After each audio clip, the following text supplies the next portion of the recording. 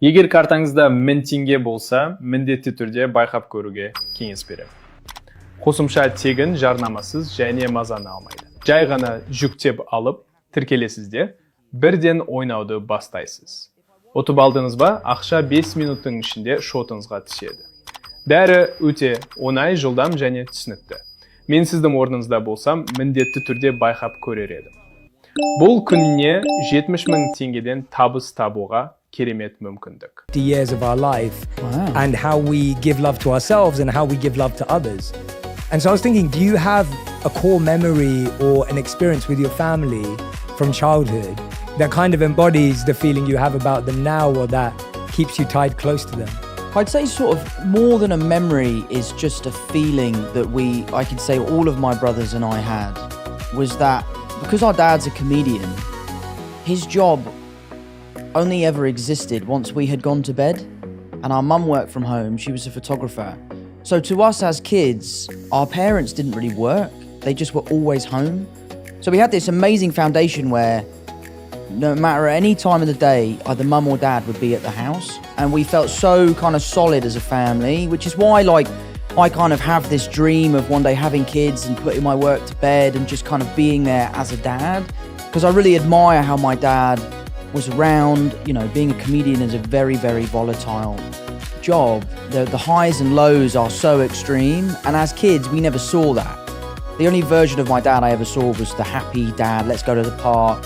We used to play this game called Golf Goals, where we would go down to the park, there's like this big blue metal goal, and we would just fire golf balls into that goal every day, and he would give us 10p every time a ball went in the goal, and that was kind of the foundation of our golf and all that sort of stuff. So for me, broader than a core memory was the idea of always feeling connected and safe within my family unit. And I think a large portion of that is that my mum and dad have always been such a solid team, and they've always been there for us. Yeah, wow. Have they, as you've grown older, have they kind of opened up about some of the challenges that they were going through that they obviously didn't show you and your family when you were kids? Because I can imagine, we always talk about this, right? Like being a comedian is extremely difficult because you're making everyone else laugh. At the same time, it's a career path that, like you said, is completely volatile. Sure. Have they opened up as time's gone on? And how has that felt when you've gone from like seeing your parents always being happy to being like, oh wait, there was all this other stuff going on? Absolutely they have. And it's not even sometimes things that they've told us, it's just things that we've grown up to recognise. As a young kid, you know, you're not looking to how's my mum feeling, how's my dad feeling. And now as an older person, you know, those are things I care about. I want to call my mum because I know it will brighten her day. So that's all part of growing up, I guess. So seeing the way in which my dad's job affects him or my dad's job affects my mum is something we've all sort of come to terms with, and he's amazing at it. I mean, to be honest, I say affect, it doesn't really affect anyone. He's so good at handling it, which is a lot of why I feel like I am the way I am. For example, The Crowded Room's come out, the critics absolutely hated it. They thought it was the worst thing they've ever seen, and it doesn't really upset me. And I think a large part of my feeling towards that has come from my dad being able to do a gig, the gig not going well, him brushing it off his shoulder and just right onto the next one. Yeah, wow. And first of all, I want to point that out as well. So I've been watching The Crowded Room. Right. And me and my wife have been watching it together, and we're actually really enjoying it. Good, thank you. So like, we're actually loving it because I love a show that has mystery. Sure. That's trying to like get me to figure it out and get me to think about it. I'm kind of confused, and I love stuff like that. Like I'm a massive Christopher Nolan fan. Yeah, absolutely. So all my favorite movies are Nolan movies, and the reason why I love them is because I have no idea what's going on. Sure. And that's you got to figure it out. And you got to figure it out. And I love puzzles, and I love escape rooms, and I love anything an escape room. Yeah, I love anything that's got me thinking, what is going on here, and why can't I figure it out? Mate, do you know what you should watch? I admittedly watch it to go to sleep if I'm ever feeling stressed or like overstimulated. I watch this guy called Chris Ramsey. He's like a YouTube guy. He's a magician, but I just watch him solve puzzles. He like buys these Japanese like handcrafted puzzle boxes, and he just solves them. And I've started buying them, and they come to the house, and you sit down for 4 hours, put it down, pick it up, and try and solve this puzzle, and it's amazing. Are you any good at them? No, I'm terrible at them, mate. I'm absolutely terrible. I've had an unsolved Rubik's Cube since I was like 11. But yeah, so I watch his videos because there's just something about like the sound of the wood.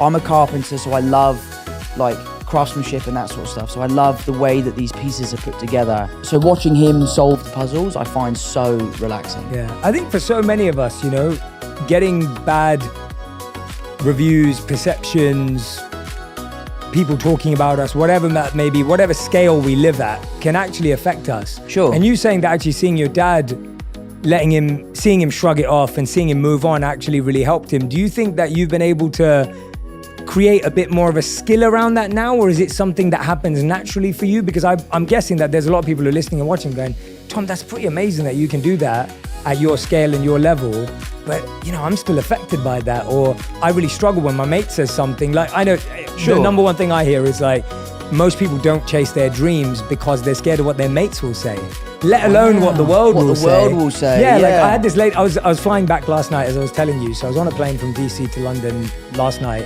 and the air hostess, she was wonderful, her name was Jeanette. She said to me, she was like, Jay, I really want to start a YouTube channel, but you know, you just got to block out what your friends are going to say, right? And she was just worried about it. So that it's a very real thing. So I guess, have you kind of figured out a little formula for it, or is it just natural because you saw your dad and it's become easier that way? I think it's a little bit of both, really. You know, I think it's something you definitely get better at. I'm really lucky that I have an incredibly strong group of friends. Like, one of my best mates just called me up earlier to say he'd seen the 5th episode, and he's like, I know what happens in the show and I'm still loving it. The people I'm watching it with have no idea what's going on, but they can't wait for the next one. Yeah. So, you know, I really, really hold high the opinions of people that I really care about.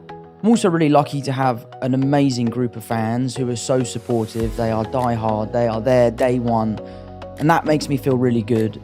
But I do think a lot of my lessons in life have come from my dad, and the ways that he can deal with things that he hasn't done very well in the past, that he's passed on to me.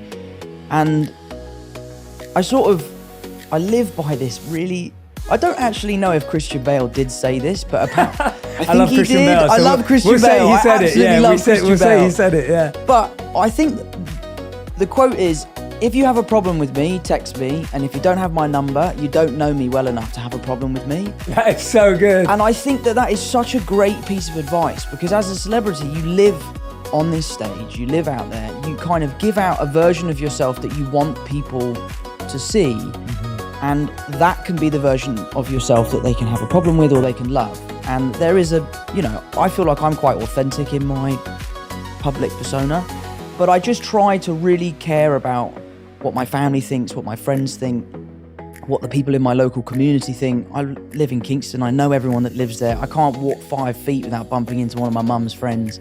So it's something I've been working on. I try my best to not let that stuff affect me. It does. Yeah, of course. I'm not cold-hearted or anything like that. It does affect me, but I just try to move on and focus on the positives. Yeah, absolutely, absolutely. What was did you ever see your dad deal with everything and you thought, wow, that was incredible? Like, was there anything specific that you remember that, like, seeing him like tackle something and you thought, wow, that really impressed me, even if it was something really small in hindsight? I think the thing I admire most about my dad is his resilience. You know, he's someone who has had an incredibly successful career in his earlier life, and then later in life his career sort of plateaued and he struggled, and he's never stopped. He's never given up. He's still gigging to this day. He's still writing books. He has a Patreon. He has a podcast. He's constantly grafting to get to where he wants to be. And I think being a young kid and seeing your dad continually working as hard as he can to kind of put his best foot forward, for me, has been a huge drive for my work ethic. I'll give it 100% or I'll give it nothing. And I think a lot of that has come from my dad and seeing him deal with that. The funny thing about my dad is, you talk about doing a bad gig. I must have seen him 20 times. I've never seen him do a bad gig. He always seems to absolutely rip it. But maybe that's just because we're in the audience. But no, I owe a lot to my dad, and a lot of the teachings are things he's told me and things I've just witnessed him do. Yeah. And was there ever a piece of feedback or a rumor or something you saw that did affect you, where you actually thought, well, or at least made you stop and go, God, I'm trying to see the positives, but this one's tough. Like this actually made me have to pause and figure it out. Something that did really upset me, I was in New York, I was shooting the crowded room, and I was having a really hard time with the job just because of how taxing it was, the emotional capacity that I was having to get to every day. And I decided to delete my Instagram because I just felt like I was so addicted to